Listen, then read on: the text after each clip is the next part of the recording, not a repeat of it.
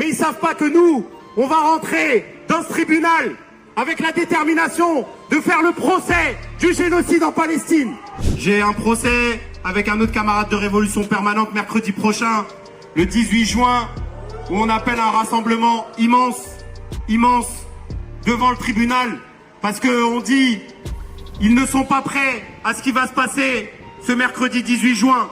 Ils pensent qu'ils vont faire le procès d'Anas Kazib, ils pensent qu'ils vont nous faire fermer nos gueules, nous faire capituler sur un des plus grands massacres de l'histoire du 21e siècle. Mais ils savent pas que nous, on va rentrer dans ce tribunal avec la détermination de faire le procès du génocide en Palestine.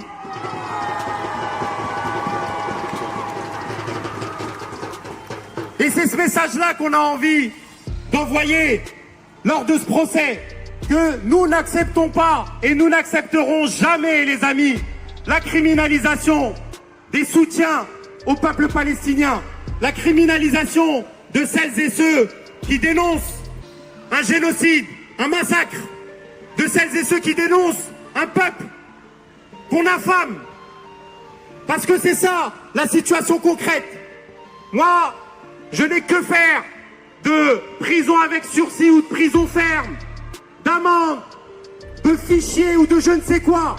Ce qui est concret, les amis, c'est qu'il y a des gosses à Gaza qui sont en train de ramasser la farine au sol, qu'ils voient au-dessus d'eux des drones et des bombes qui pleuvent depuis 20 mois maintenant. C'est ça ce qui est concret. Et s'ils pensent que je vais fermer ma gueule, peu importe l'issue finale de ce procès, ils ne nous connaissent pas, les amis. Ils ne nous connaissent pas parce qu'à Révolution Permanente, on est des révolutionnaires parmi les révolutionnaires. On ne cherche pas uniquement la libération du peuple palestinien, mais on cherche la libération de l'ensemble de l'humanité, de l'ensemble des travailleuses et des travailleurs, des masses populaires à l'échelle internationale, la libération de la barbarie du système capitaliste, de la barbarie, de l'impérialisme, de leur guerre. Et donc aujourd'hui, ce qui est en train de se passer en Palestine, ce qui est en train de se passer à Gaza, c'est l'avenir de l'humanité, les amis. C'est l'avenir de l'humanité. Mais vous dire, les amis, que cette semaine, elle est incroyable. Féliciter les membres de l'équipage de la flottille qui, même si c'était une action symbolique, ont été une étincelle parmi les étincelles dans ce massacre que vit le peuple palestinien. Que ça soit Rima, Greta, et je pense notamment aux 3 autres camarades qui sont encore incarcérés en Israël, notamment un journaliste qui s'appelle Yanis, qui est encore dans les prisons israéliennes aujourd'hui pour avoir fait simplement son travail de journaliste. Et libérez Yanis! Et libérez Yanis!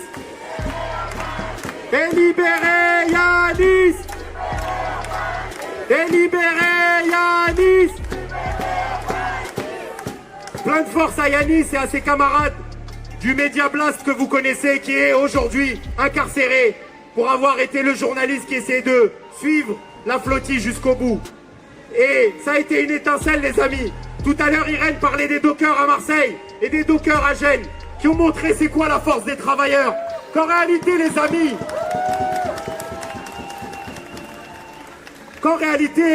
on a la possibilité de tout arrêter si on veut. Nous avons concrètement cette possibilité-là. Parce que chaque matin, vous et moi, on prend notre métro, notre RER, notre train, et on va faire tourner la machine, etc., etc. Pour Carrefour, pour Thales, pour AXA, pour la BNP, pour McDo, pour Starbucks, etc., etc. C'est pas Bolloré, c'est pas Bernard Arnault qui se réveille le matin, c'est pas Bolloré qui est serré dans le métro, c'est pas Bernard Arnault qui est serré dans le train. Ce sont les travailleuses et les travailleurs qui quotidiennement se lèvent et font tourner la machine. Et c'est cette machine capitaliste qui permet concrètement de bombarder aussi le peuple palestinien. Et les dockers, ils nous ont envoyé un message. Ils nous ont dit, nous on a décidé de plus être complices de ça. Et on a décidé d'arrêter l'outil de travail quand il sera question d'armes envoyées à Israël. Et je pense, les amis, que Sophie Binet et tous les autres devraient entendre ce message-là. On devrait avoir une journée de grève nationale. Il faudrait qu'il y ait une journée de grève nationale en France. Le 18 juin, on va faire du procès d'Anas Kazib le procès du génocide et de la criminalisation du soutien à la Palestine.